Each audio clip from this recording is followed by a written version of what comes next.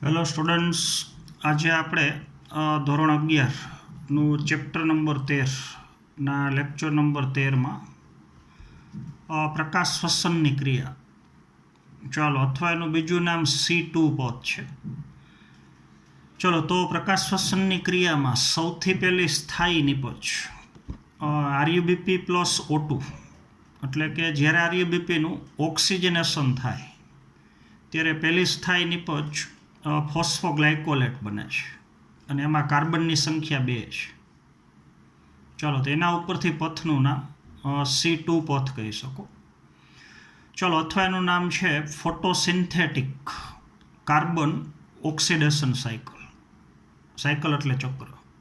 તો ફોટોસિન્થેટિક carbon oxidation cycle.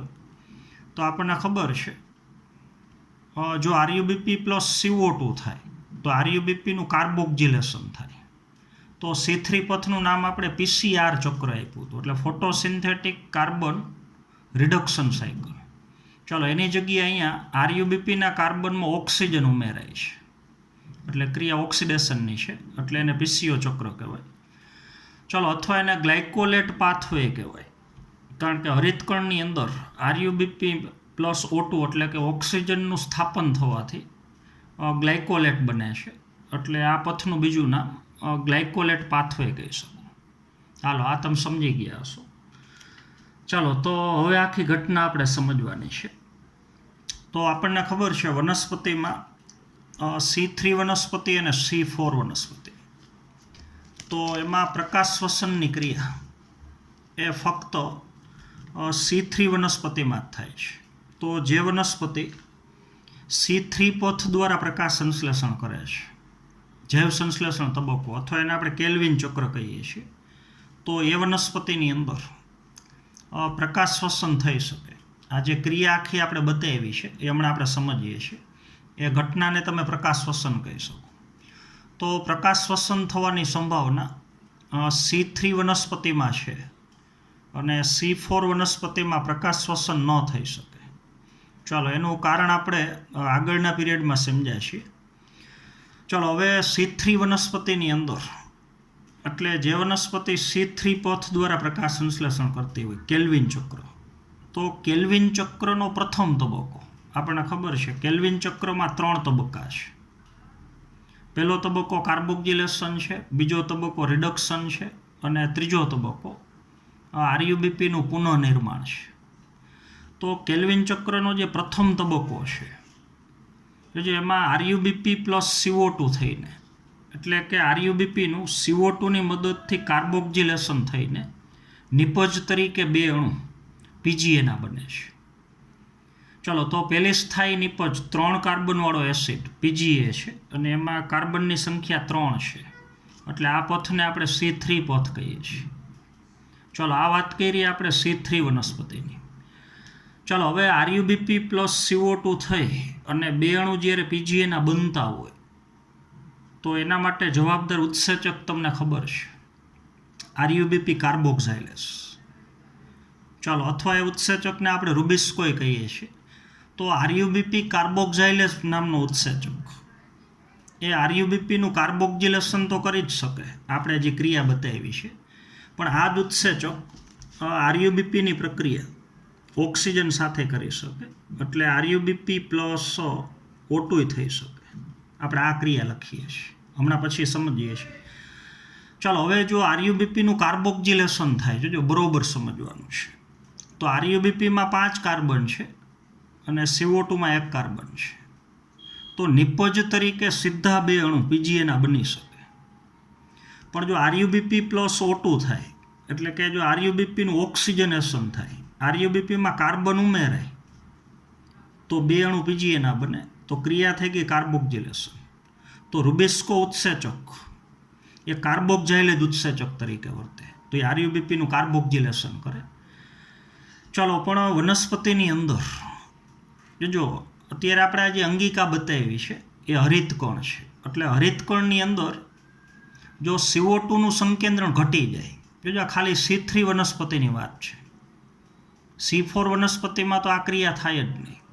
એટલે જો C3 વનસ્પતિમાં ક્યારેક CO2ની સાંદ્રતા ઘટી જાય અને ઓક્સિજનનું પ્રમાણ વધી જાય. તો હરિતકણમાં ઓક્સિજન ક્યાંથી આવ્યો તો આપણને ખબર છે. હરિતકણમાં જ્યારે પ્રકાશ પ્રક્રિયા થાય, પ્રકાશ સંશ્લેષણનો પહેલો તબક્કો, ત્યારે જે પાણીનું પ્રકાશ પ્રેરિત વિઘટન થાય ત્યારે ઓક્સિજન મુક્ત થાય. ચાલો, તો એ ઓક્સિજન આરયુબીપી સાથે જોડાઈ શકે. ચાલો, એટલે જો આરયુબીપી CO2 ની જગ્યાએ O2 સાથે પ્રક્રિયા કરે તો એ ઘટનાને આપણે કહેશું પ્રકાશ શ્વસન. આખી ક્રિયા કેમ થાય છે એ હમણાં આપણે સમજીએ. ચાલો, હવે જો આરયુબીપી સાથે CO2 જોડાય તો બે અણુ પીજીએ ના બને, તો એને આપણે કેલ્વિન ચક્ર કહીએ છીએ. પણ ઘણી વખત આરયુબીપીની સાથે જો CO2 ની સાંદ્રતા ઘટી જાય ને O2 નું પ્રમાણ વધી જાય તો આરયુબીપી સાથે CO2 ની જગ્યાએ O2 જોડાઈ શકે. તો હવે આરયુબીપીમાં કાર્બન 5 છે અને ઓક્સિજનમાં તો કાર્બન છે જ નહીં, તો પીજીએના બે અણુ ન બની શકે. જો બરોબર સમજો, કારણ કે પીજીએના બે અણુ બનાવવા હોય તો એક પીજીએમાં 3 કાર્બન છે તો 6 કાર્બનની જરૂર પડે. એટલે આરયુબીપી પ્લસ CO2 ની જગ્યાએ જો આરયુબીપી પ્લસ O2 થાય એટલે કે આરયુબીપીનું કાર્બોક્સિલેશન ન થાય, એની જગ્યાએ ઓક્સિજનેશન થાય, O2 નો ઉમેરો થાય, તો બે પીજીએના અણુ સીધા ન બની શકે, તો એક કાર્બન ઘટે. તો આરયુબીપીનું ઓક્સિજનેશન થવાથી, એમાં ઓક્સિજનનો ઉમેરો થવાથી એક અણુ પીજીએ નો બને. જો બરોબર સમજો, તો એમાં કાર્બનની સંખ્યા 3 હોય.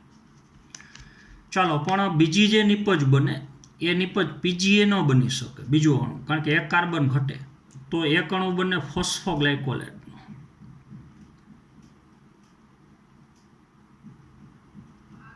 ચાલો, ને એમાં કાર્બનની સંખ્યા 2 હોય. તો એક 3 કાર્બન વાળું સંયોજન બન્યું અને એક 2 કાર્બન વાળું સંયોજન બન્યું. તો આ ઘટનાને આપણે કહેશું પ્રકાશ શ્વસન. ચાલો, પ્રકાશ શ્વસનની અંદર આરયુબીપીનું કાર્બોક્સિલેશન ન થાય, એટલે કાર્બનનો ઉમેરો ન થાય, ઓક્સિજનેશન થાય.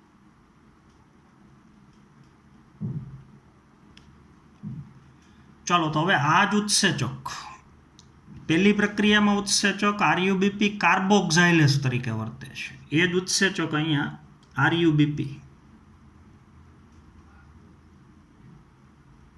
ઓક્સિજનેસ તરીકે વર્તે.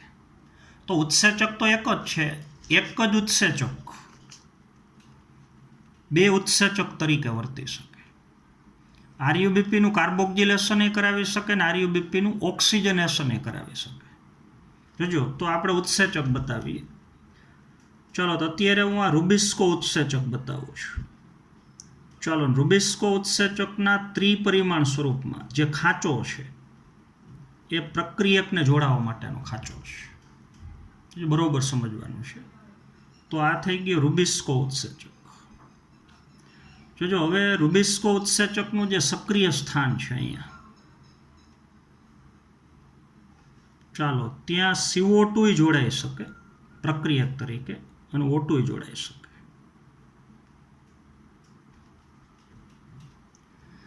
ચાલો, જો અહીંયા CO2 જોડાય, બરોબર સમજો, સક્રિય સ્થાને, તો આરયુબીપીમાં કાર્બનનો ઉમેરો થાય, તો ક્રિયા થઈ ગઈ કાર્બોક્સિલેશન. તો રૂબિસ્કો ઉત્સેચકને કહેવાય આરયુબીપી કાર્બોક્સાઇલેસ. તો નિપજ તરીકે બે અણુ પીજીએ ના બને. ચાલો, પણ ઉત્સેચકનું જે સક્રિય સ્થાન છે, ક્રિયાશીલ સ્થાન, ત્યાં CO2 ની અવેજીમાં ક્યારેક જો CO2 નું પ્રમાણ ઘટી જાય ને O2 નું પ્રમાણ વધી જાય તો આ સક્રિય સ્થાને CO2 ની જગ્યાએ O2 જોડાઈ શકે. તો રૂબિસ્કો ઉત્સેચક બે સાથે જોડાવાની ક્ષમતા ધરાવે છે. મોટા ભાગે CO2 હારે જ જોડાય, પણ જો CO2 નું પ્રમાણ ઘટી જાય તો ત્યાં O2 જોડાઈ શકે. ચાલો, જો અહીંયા O2 જોડાય તો આરયુબીપીમાં CO2 ની જગ્યાએ O2 ઉમેરાય તો પ્રકાશ શ્વસન શરૂ થઈ ગયું. તો નિપજ તરીકે સીધા બે અણુ પીજીએના ન બને, એક અણુ પીજીએ નો બને અને એક અણુ 2 કાર્બનયુક્ત ફોસ્ફોગ્લાયકોલેટ નો બને. ચાલો, તો હવે જે ફોસ્ફોગ્લાયકોલેટ બન્યો છે એને લાંબી રાસાયણિક પ્રક્રિયા દ્વારા ધીમે ધીમે એને પીજીએમાં ફેરવવો પડે અને એ ઘટના એટલે આખું થઈ ગયું પ્રકાશ શ્વસન. એ પછી આપણે સમજવાનું છે આખું. આ તમે સમજી ગયા છો. તો રૂબિસ્કો ઉત્સેચક સક્રિય સ્થાને બે સાથે જોડાવાની ક્ષમતા ધરાવે. જોજો પણ રુબિસ્કો ઉત્સેચકનું O2 કરતાં CO2 પ્રત્યેનું આકર્ષણ વધારે હોય, એટલે મોટા ભાગે અહીંયા CO2 જ જોડાય. પણ C3 વનસ્પતિમાં જ્યાં રુબિસ્કો ઉત્સેચક હાજર છે આ હરિતકણમાં, ત્યાં O2 મુક્ત થાય છે ભેગો પાણીના પ્રકાશ વિઘટનથી. તો રુબિસ્કો ઉત્સેચક ઓક્સિજનના સંપર્કમાં આવી શકે C3 વનસ્પતિ, એટલે એમાં પ્રકાશ શ્વસન થઈ શકે. હાલો, આ તમે સમજી ગયા હશો. તો આટલું પહેલાં હું રીડ કરું છું, પછી આખી ક્રિયા કેમ થાય છે આપણે સમજીએ છીએ. ચાલો, તો આપણે એક બીજી પ્રક્રિયા પ્રકાશ શ્વસનને જાણવાનો પ્રયત્ન કરીએ. તમે ટેક્સ્ટબુક પ્રમાણે વાંચો છો. પ્રકાશ શ્વસનને જાણવાનો પ્રયત્ન કરીએ. ચાલો, જે C3 અને C4 વનસ્પતિમાં રહેલો મહત્વનો ભેદ સ્પષ્ટ કરે છે. આપણને ખબર છે C3 વનસ્પતિમાં પ્રકાશ શ્વસન થઈ શકે અને C4માં પ્રકાશ શ્વસન ન થઈ શકે. ચાલો, C4માં પ્રકાશ શ્વસન ન થાય એનું કારણ તમને ખબર છે.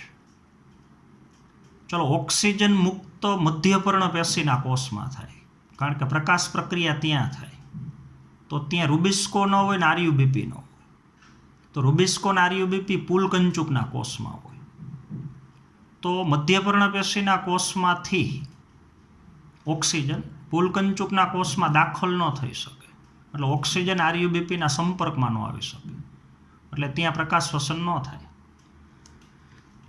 ચાલો, હવે પ્રકાશ શ્વસન સમજવા માટે આપણે પ્રકાશ શ્વસન એટલે શું એ સમજવું હોય તો આપણે આજે કેલ્વિન ચક્ર ભણ્યા છીએ આપણે. તો કેલ્વિન પરિપથનો એમાં જે પ્રથમ તબક્કો છે એટલે આ કાર્બોક્સિલેશન.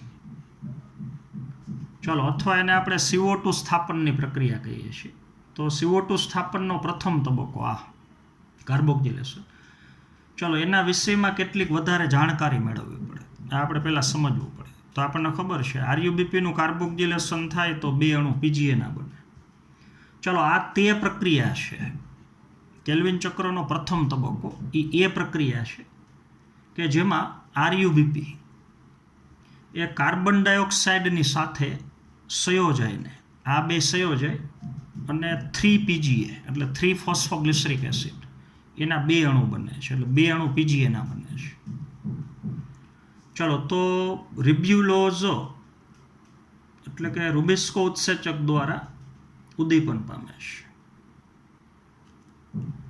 આ જે પ્રક્રિયા છે એ રુબિસ્કો ઉત્સેચક દ્વારા ઉદ્દીપન પામે છે, ઉદ્દીપ્ત થાય છે. એટલે કે રુબિસ્કો ઉત્સેચક અહીંયા કાર્બોક્સિલેશનનું કાર્ય કરે છે.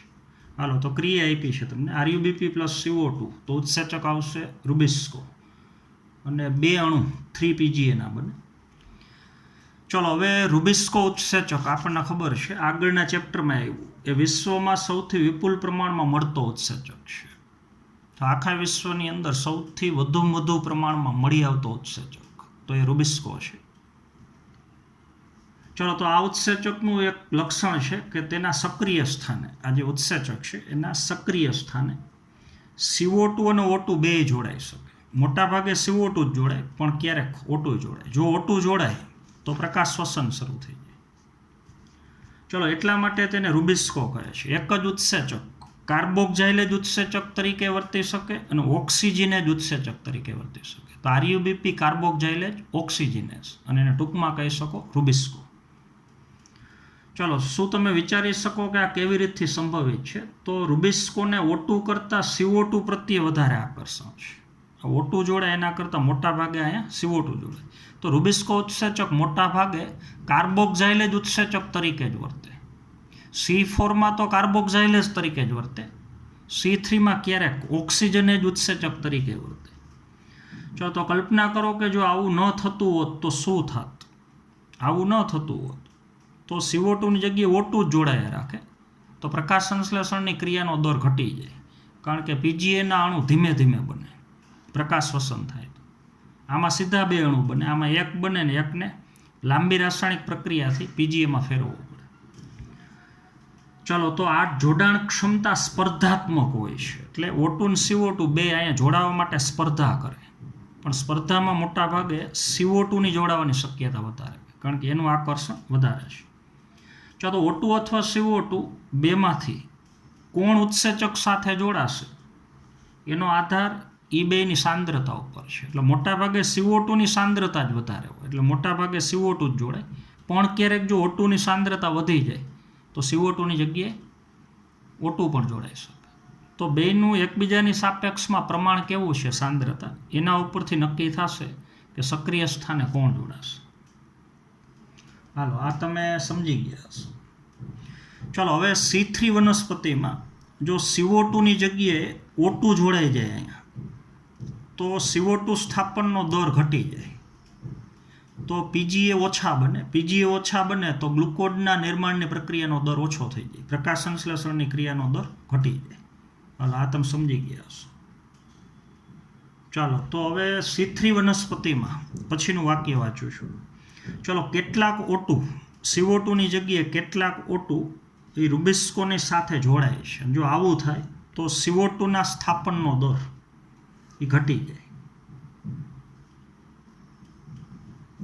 ચાલો, તો પ્રકાશ શ્વસનની અંદર શું થશે?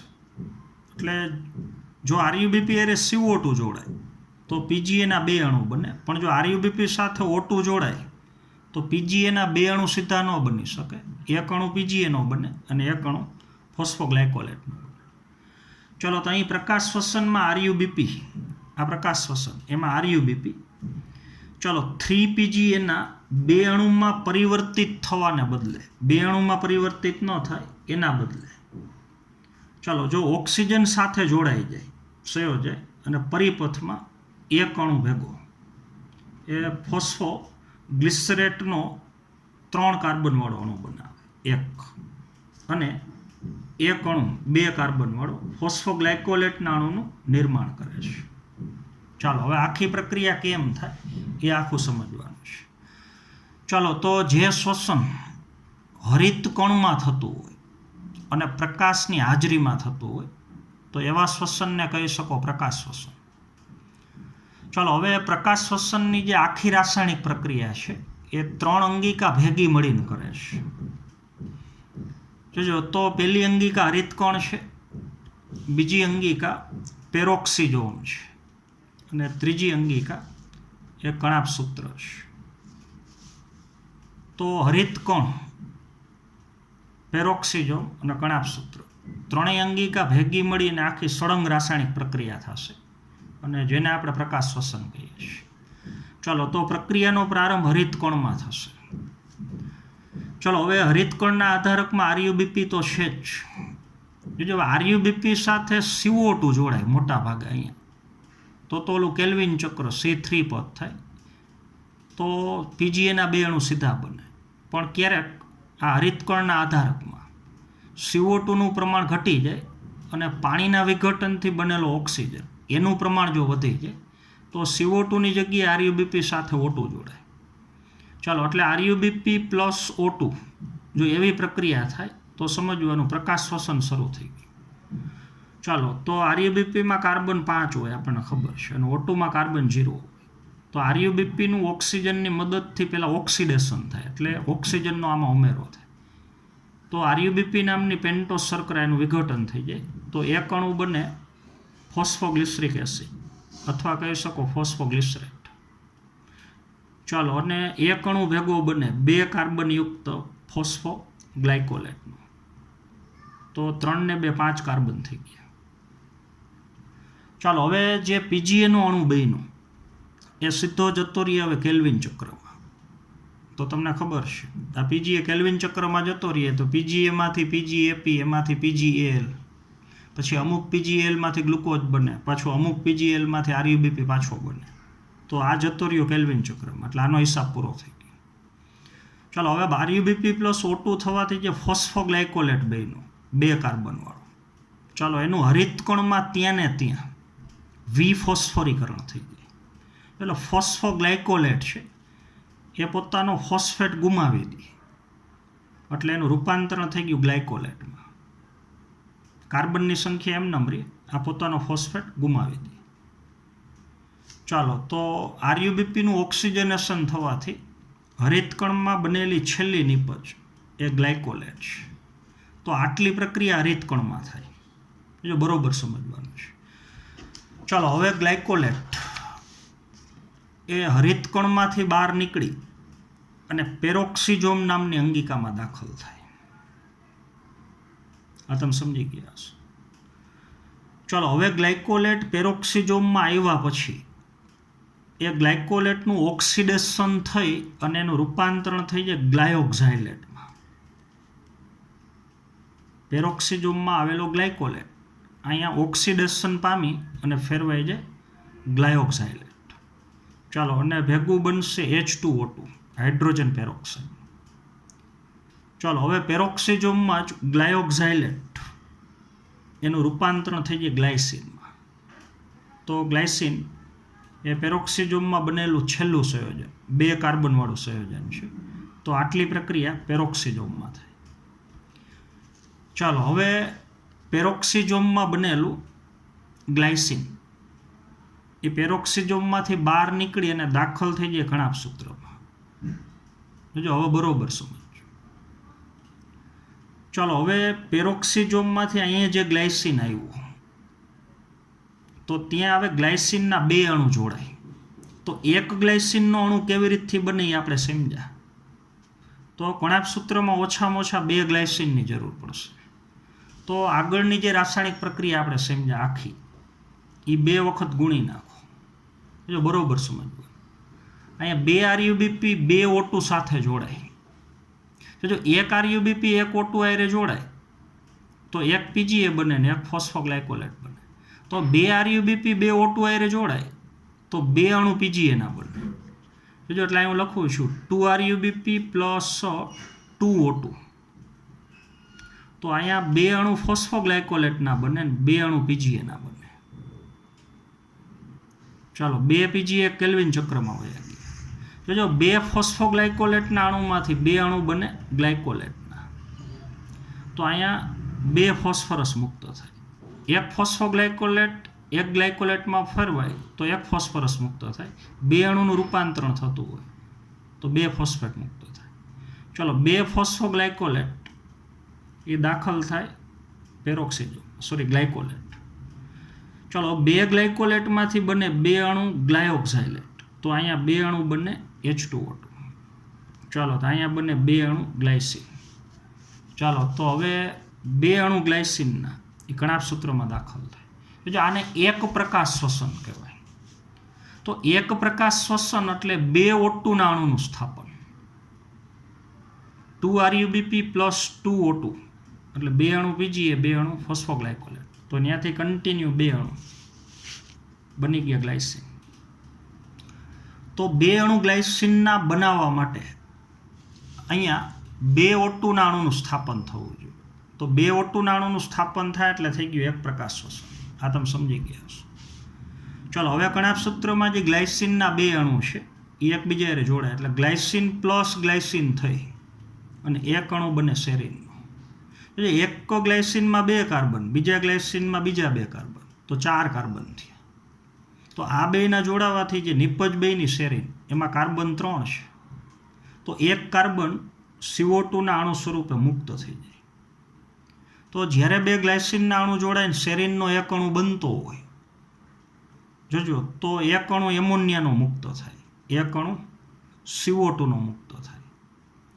ચાલો, અને 2H+ એ ભેગા મુક્ત થાય. એનો સ્વીકાર આ NAD કરી લઈએ. તો 2 ગ્લાયસિન જોડાવાથી જે 2H+ મુક્ત થયા એનો સ્વીકાર NAD કરે એટલે એનું રૂપાંતરણ થઈ જાય NADH2. તો 3 નિપજ બને. NH3 મુક્ત થાય, CO2 મુક્ત થાય ને 1 અણુ NADH2નો બને. તો રૂપાંતરણ થઈ ગયું સેરીનમાં. ચાલો, તો આટલી પ્રક્રિયા કણાભસૂત્રમાં થાય. તો તમારે યાદ રાખવાનું છે કે પ્રકાશ શ્વસનમાં CO2 મુક્ત થવાની ક્રિયા કઈ અંગિકામાં થાય? તો કણાભસૂત્રમાં થાય. ચાલો, હવે કણાભસૂત્રમાં છેલ્લે જે સેરીન બન્યું, જો એ સેરીન ફરી પાછું કણાભસૂત્રમાંથી બહાર નીકળીને ફરી પાછો પેરોક્સિઝોમમાં દાખલ થાય. ચાલો, ત્યાં સેરીનનું રૂપાંતરણ થઈ જાય હાઇડ્રોક્સી પાયરુવેટમાં.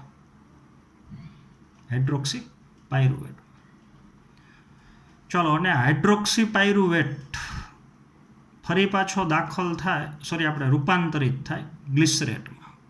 ત્યારે આગળ બનેલો જે NADH2 છે એ પાછો અહીંયા વપરાઈ જાય. અહીંયા NADH2 બને એટલે NADનું રૂપાંતરણ NADH2માં થાય. પણ અહીંયા જ્યારે હાઇડ્રોક્સી પાયરુવેટનું રૂપાંતરણ ગ્લિસરેટમાં થતું હોય ત્યારે NADH2નું પાછું રૂપાંતરણ NADમાં થાય એટલે અહીંયા પાછો વપરાય. તો છેલ્લી નિપજ બને 3 કાર્બનવાળો સંયોજન ગ્લિસરિક એસિડ અથવા કહી શકો ગ્લિસરેટ. ચાલો હવે પેરોક્સિઝોમની અંદર બનેલો ગ્લિસરેટ એ પેરોક્સિઝોમમાંથી ફરી પાછો હરિતકણમાં દાખલ થાય.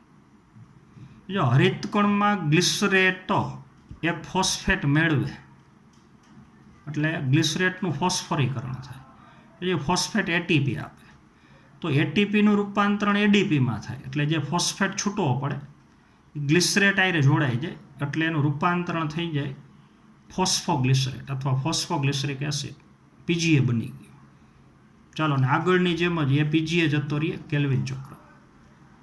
હાલો હવે તમે સમજી ગયા હશો એક પ્રકાશ શ્વસન થાય એટલે 2RuBp + 2O2 તો 3 પીજીએ બને.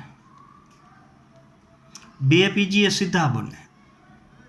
2 પીજીએ સીધા બને અને 2 અણુ જે ફોસ્ફોગ્લાયકોલેટના બન્યા છે એની લાંબી રાસાયણિક પ્રક્રિયા થઈ અને છેલ્લે રૂપાંતરણ પીજીએમાં થઈ જાય. તો ટોટલ પીજીએ બન્યા 3 પીજીએ. આ તમે સમજી ગયા હશો. ચાલો હવે આપણને એમ કહીએ કે પ્રકાશ શ્વસનની મદદથી એક ગ્લુકોઝના અણુનું જો નિર્માણ કરવું હોય તો કેટલા O2નું સ્થાપન થાય? તો 8 O2નું સ્થાપન થાય. જો એટલે 4 પ્રકાશ શ્વસન થાય. 2 O2નું સ્થાપન થાય તો 1 પ્રકાશ શ્વસન થયું. તો 1 પ્રકાશ શ્વસન થાય તો 3 પીજીએ બને. તો એક ગ્લુકોઝનો અણુ કેલ્વિન ચક્રમાં બનાવવો હોય તો આપણને ખબર છે આવા 12 પીજીએની જરૂર પડે. તો આ રાસાયણિક પ્રક્રિયા 4 વખત થાય. 4 વખત તો 8 પીજીએ અહીંયા બને અને 4 પીજીએ છે એ અહીંયા બને. તો 8 ને 4 12 પીજીએ. 12 પીજીએ કેલ્વિન ચક્રમાં જાય. બીજું તો 12 પીજીએમાંથી 12 પીજીએપી એમાંથી 12 પીજીએલ. 12 પીજીએલમાંથી 2નો ઉપયોગ થઈ અને એક ગ્લુકોઝનો અણુ બને અને 10 પીજીએલમાંથી RuBpના 6 અણુ પાછા બને. તો પ્રકાશ શ્વસનની મદદથી ગ્લુકોઝનો એક અણુ બનાવવો હોય તો આવા 4 પ્રકાશ શ્વસન થવા જોઈએ. 2RuBp + 2O2 એટલે 1 પ્રકાશ શ્વસન. તો આવા 4 પ્રકાશ શ્વસન થાય તો 8 RuBp + 8 O2. જોજો તો અહીંયા 8 પીજીએ સીધા બને. 8 અણુ બને ફોસ્ફોગ્લાયકોલેટના. ચલો 8 અણુ ફોસ્ફોગ્લાયકોલેટના હોય તો અહીંયા ગ્લાયસિનના 8 અણુ. જો 2 ગ્લાયસિન જોડાય તો 1 પીજીએ બને પાછો. આમ થાય તો અહીંયા 4 વખત એ પ્રક્રિયા થાય. 8 ગ્લાયસિન હોય તો 2 ગ્લાયસિન જોડાય તો અહીંયા 4 અણુ પીજીએના બને. તો 8 ને 4 12 પીજીએ બને. 12 પીજીએ કેલ્વિન ચક્રમાં જાય તો 1 ગ્લુકોઝનો અણુ બને. આ તમે સમજી ગયા હશો. હાલો તો આટલું હું રીડ કરું છું પહેલાં. ચાલો તો C3 વનસ્પતિમાં કેટલાક O2 રિબુસ્કોની સાથે જોડાય આ CO2ની જગ્યાએ. આથી CO2ના સ્થાપનમાં ઘટાડો થાય. તો અહીં પ્રકાશ શ્વસનમાં જો RuBp એ 3 પીજીએના 2 અણુમાં પરિવર્તિત થવાની જગ્યાએ જો O2 જોડાય તો પરિવર્તિત થવાની જગ્યાએ ચલો ઓક્સિજન સાથે સંયોજાય અને પરિપથમાં ચલો એક ફોસ્ફોગ્લિસરેટનો 3 કાર્બનયુક્ત અણુ બનાવે. ચલો અને એક અણુ બને ફોસ્ફોગ્લાયકોલેટનો. ચલો હવે પ્રકાશ શ્વસનના પરિપથમાં આખો પ્રકાશ શ્વસનનો પરિપથ એમાં શર્કરા કે એટીપીનું સંશ્લેષણ થતું નથી. આખી પ્રક્રિયા આપણે સમજાય એમાં ક્યાંય અહીંયા ગ્લુકોઝ ન બને. ગ્લુકોઝ તો આ જ્યારે કેલ્વિન ચક્રમાં જાય પીજીએ ત્યારે બને અને ક્યાંય એટીપી ન બને. એની જગ્યાએ એટીપી વપરાય. એટલે પ્રકાશ શ્વસનમાં ક્યાંય એટીપી ન બને અને પ્રકાશ શ્વસનમાં ક્યાંય શર્કરા ન બને. પણ પ્રકાશ શ્વસનથી જે પીજીએ બન્યા એ જ્યારે કેલ્વિન ચક્રમાં જાય ત્યારે ત્યાં શર્કરા બને. ચાલો તો એનું સંશ્લેષણ થતું નથી પરંતુ તેના પરિણામ સ્વરૂપ તેમાં એટીપીનો ઉપયોગ થાય અહીંયા ગ્લિસરેટનું ફોસ્ફોરીકરણ થવા માટે.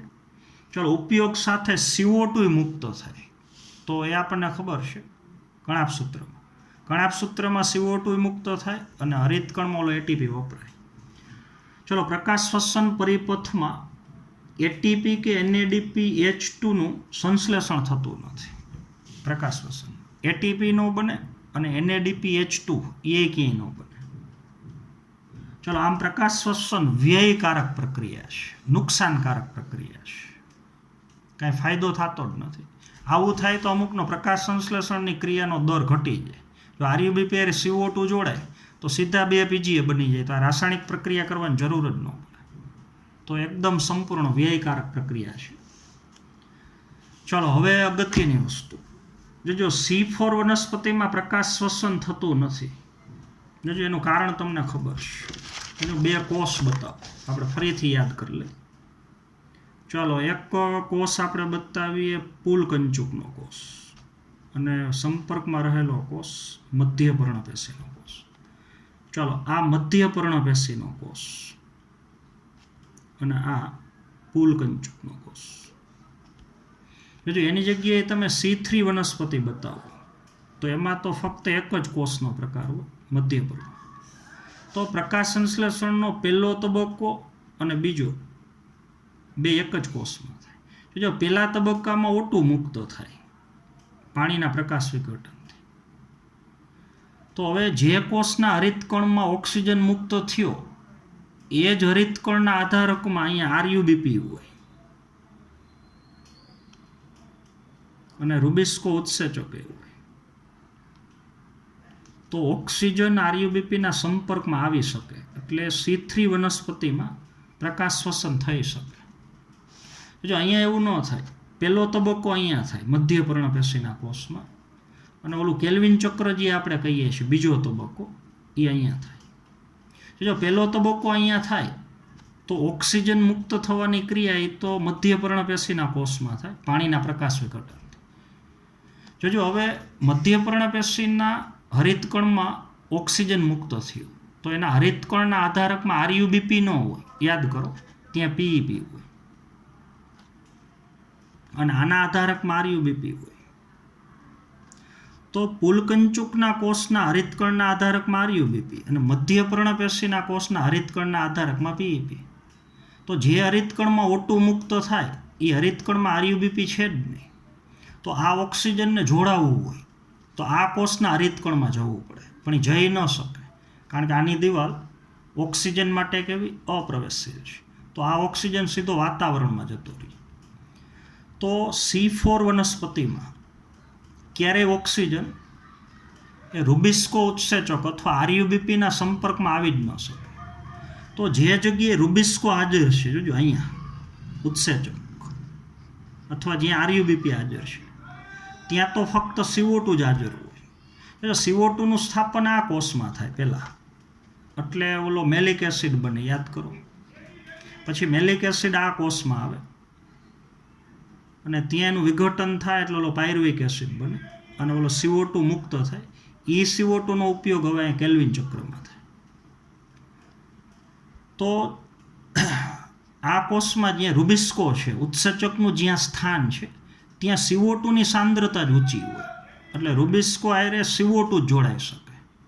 એટલે C4 વનસ્પતિની અંદર રૂબિસ્કો ઉત્સેચક કાર્બોક્ઝાઇલેઝ તરીકે જ વર્તે. ઓક્સિજન ક્યારેય રૂબિસ્કોના સંપર્કમાં આવી ન શકે એટલે પ્રકાશ શ્વસન આમાં થાય જ નહીં. આ તમે સમજી ગયા હશો. ચાલો, આગળ હું વાંચું છું. ચલો, C4 વનસ્પતિમાં પ્રકાશ શ્વસન થતું નથી આમાં. જો તેનું કારણ એ છે કે એક એવું તંત્ર ધરાવે છે, કોષની આ જે ગોઠવણી છે એ તંત્ર છે, ક્રેન્જ પેશી રચના, તમને ખબર છે. ચાલો, જે ઉત્સેચક સ્થાને એટલે જ્યાં રૂબિસ્કો છે ને એ સ્થાને CO2ની સાંદ્રતા વધારી દે. આ મેલિક એસિડનું ડીકાર્બોક્સિલેશન થયા રાખે તો અહીંયા CO2ની સાંદ્રતા સતત ઊંચી હોય, અહીંયા ક્યારેય O2 હોય જ નહીં. ચલો, એવું ત્યારે થાય છે કે જ્યારે મધ્યપર્ણમાંથી, આજે મધ્યપર્ણ પેશીનો કોષ છે એમાંથી 4 કાર્બનવાળો એસિડ એટલે આ મેલિક એસિડ એ પુલકંચુકના કોષમાં આવે અને ત્યાં આવીને એનું ડીકાર્બોક્સિલેશન થાય એટલે રૂપાંતરણ પાયરુવિક એસિડમાં થાય ત્યારે CO2 મુક્ત થાય.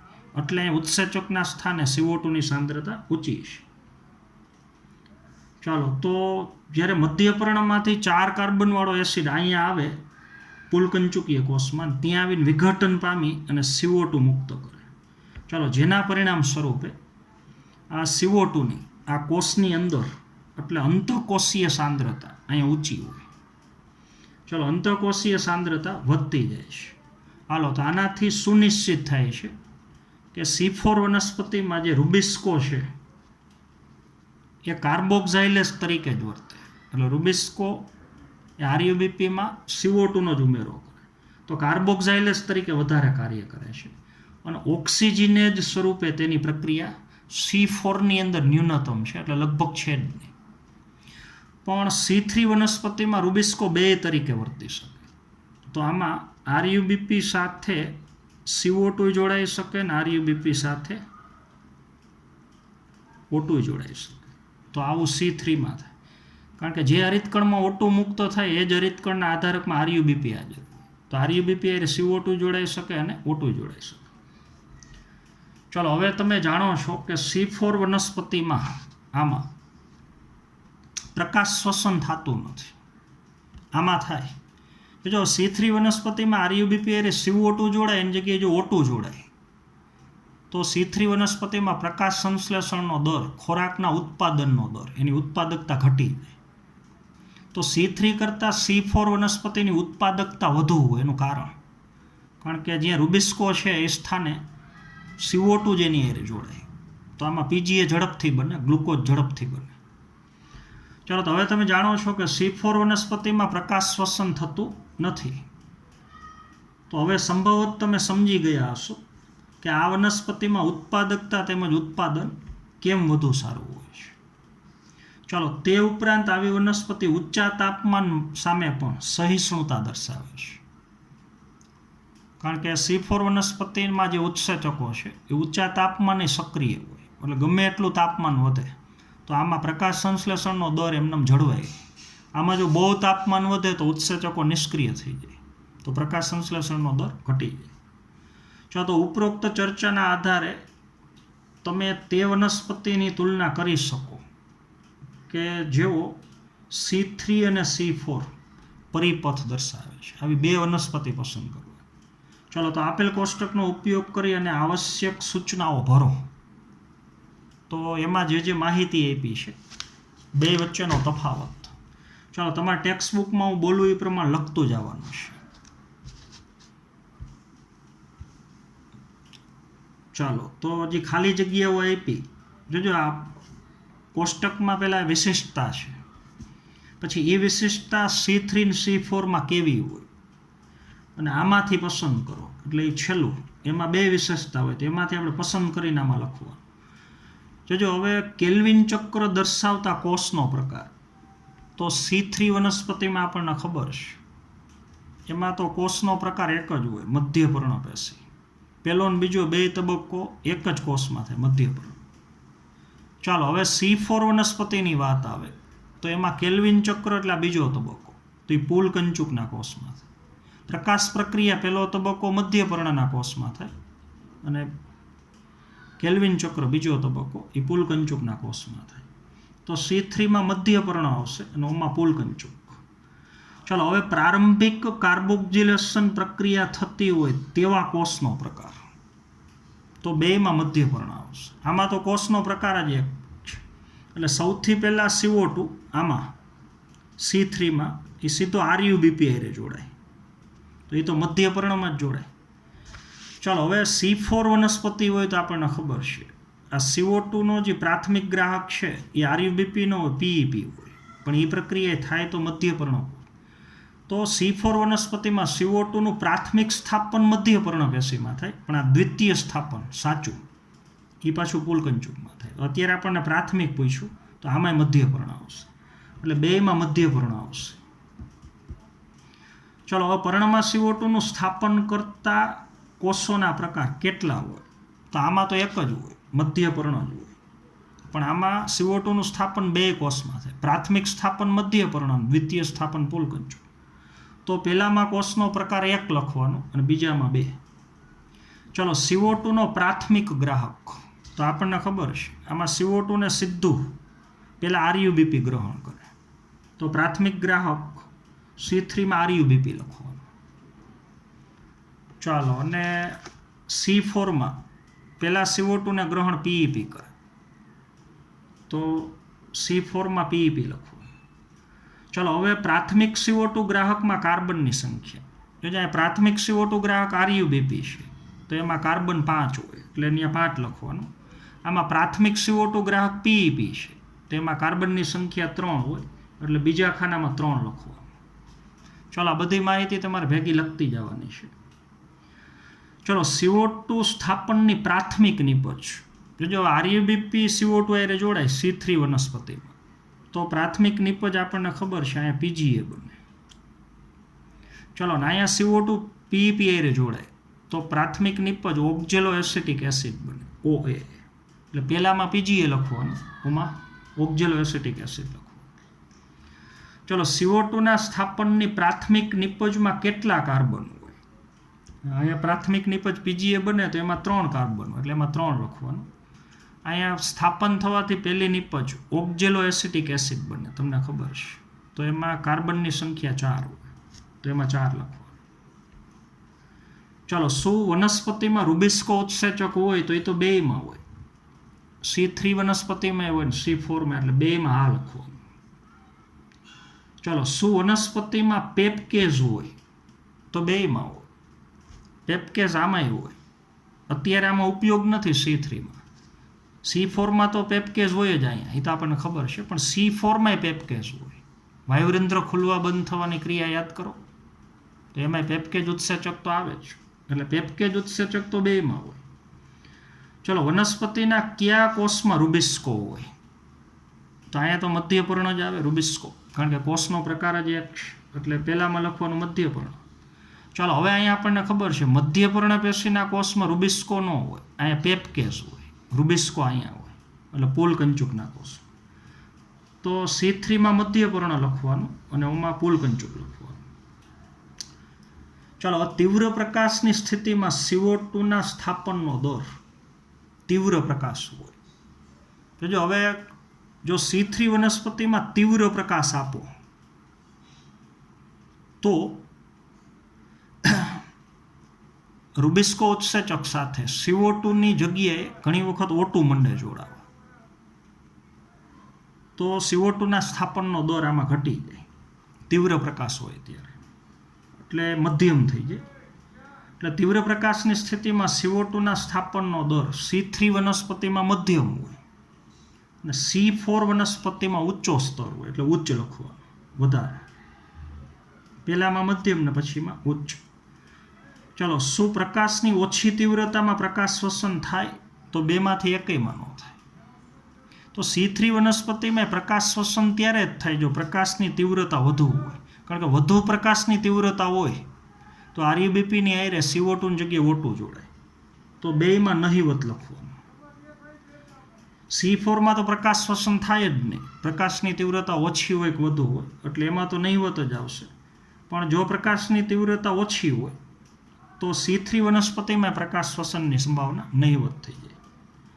ચલો, શું પ્રકાશની વધુ તીવ્રતામાં પ્રકાશ શ્વસન થાય? તો C3 વનસ્પતિમાં ઊંચી શક્યતા વધારે અને ઓમાં તો નહિવત જ આવશે.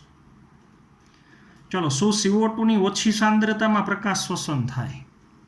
તો C4 વનસ્પતિમાં જો CO2ની સાંદ્રતા ઘટી જાય, C3 વનસ્પતિમાં તો આરયુબીપીની સાથે CO2ની જગ્યાએ O2 જોડાય તો પ્રકાશ શ્વસન થવાની સંભાવના વધી જાય એટલે ઊંચી લખવાનું અથવા વધારે, અને ઓમાં લખવાનું નહિવત. ચલો, જો CO2ની સાંદ્રતા વધુ હોય એટલે શું CO2ની વધુ સાંદ્રતામાં પ્રકાશ શ્વસન થાય? તો બેમાંથી એકેય ન થાય. C3 વનસ્પતિમાં જો CO2 વધારે હોય તો O2 અહીંયા જોડાય જ નહીં, તો આમાં પ્રકાશ શ્વસન ન થાય ને આમાં પ્રકાશ શ્વસન થાય જ નહીં, તો બેયમાં નહિવત. ચલો, પછી બે વનસ્પતિમાં પ્રકાશ સંશ્લેષણ કરવા માટેનું ઇષ્ટતમ સારામાં સારું તાપમાન. તો C3 વનસ્પતિમાં લખવાનું 20 થી 25 અંશ સેલ્સિયસ, એટલે નીચું તાપમાનથી, અને ઓમાં ઇષ્ટતમ સારામાં સારું તાપમાન 30 થી 40 અંશ સેલ્સિયસ. ચાલો, પછી બેના ઉદાહરણો. તો તો C3 વનસ્પતિના ઉદાહરણમાં લખો ઘઉં અને ચોખા, અને C4માં ઉદાહરણ લખવાનું મકાઈ અને શેરડી. હાલો, તો આ તમે સમજી ગયા હશો. ચાલો, તો અહીંયા પ્રકાશ શ્વસન અને C3 અને C4 વનસ્પતિ વચ્ચેનો તફાવત એ સંપૂર્ણ પૂરું થઈ ગયું. ચાલો, તો આજના પીરિયડમાં આપણે અહીંયા સુધી રાખશું. આવતા પીરિયડમાં આપણે પ્રકાશ સંશ્લેષણની ક્રિયા ઉપર અસર કરતા પરિબળો છે એનો આપણે અભ્યાસ કરવાનો છે. તો થેન્ક યુ.